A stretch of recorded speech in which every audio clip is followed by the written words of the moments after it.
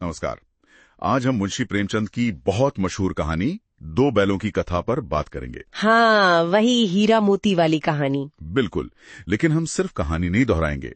हमारे पास कुछ विश्लेषण हैं जो उसके गहरे मतलब, सामाजिक और ऐतिहासिक पहलुओं को देखते हैं। हाँ, कहानी तो शायद सबने सुनी होगी।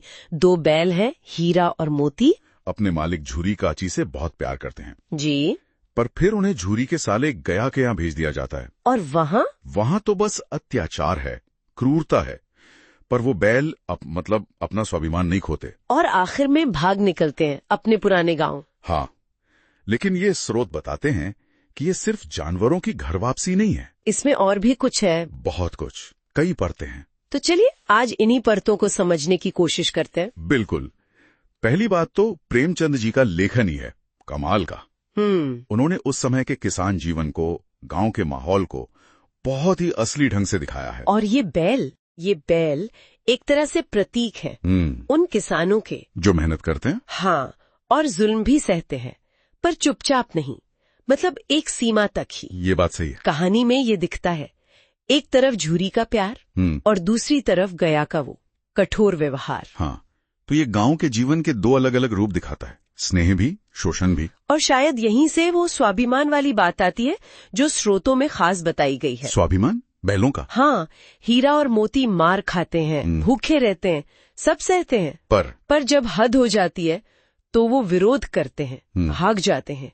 ये उनके आत्मसम्मान की लड़ाई है। मतलब ये दिखाता है कि अन्याय के खिलाफ आवाज उठानी चाहिए। बिल्कुल, चाहे आप कितने भी कमजोर लगें।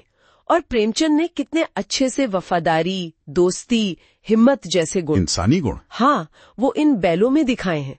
वो सिर्फ जानवर नहीं लगते, उनमें चेतना है, भावनाएं हैं। अच्छा, तो ये स्वाभिमान, ये विरोध, क्या इसका कोई और बड़ा मतलब भी है सिर्फ कहानी के अलावा? यही तो विश्लेषण दिलचस्प हो जाता है।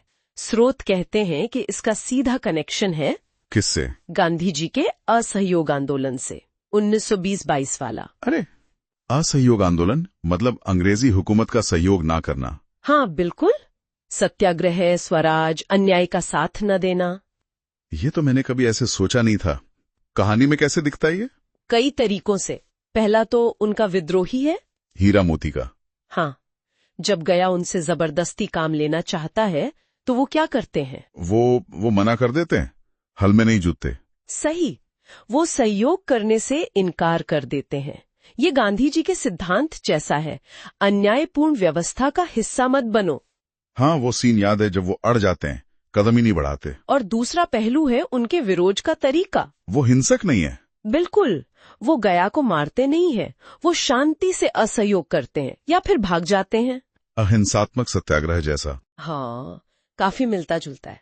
वो व्यवस्था को तोड़ते नहीं, बस उसका हिस्सा बनने से इनकार कर देते हैं। और तीसरा, अपने स्वराज की बात की थी। जी, उनका अपने पुराने मालिक झूरी के पास लौटने की जो इच्छा है, जो कोशिश है। हाँ, अपने गांव वापस जाना। उसे स्रोत एक तरह के स्वराज की तलाश से जोड़ते हैं। अपनी आजादी, अपना सम्मान, अपनी जगह वापस पाना।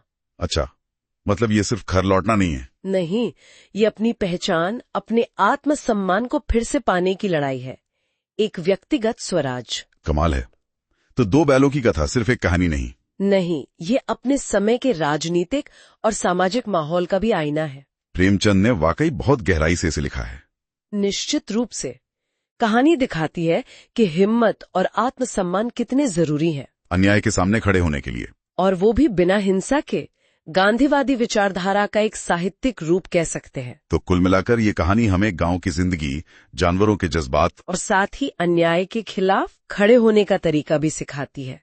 और ये तरीका है शांतिपूर्ण असहयोग। हाँ, और इसी से जुड़ा एक विचार शायद हम छोड़ सकते हैं सोचने के लिए कि हीरा और मोती ने जो रास्ता दिखाया शांतिपूर्ण असहयोग और आत्मसम्मान का, क्या वो आज भी उतना ही प्रासंगिक है?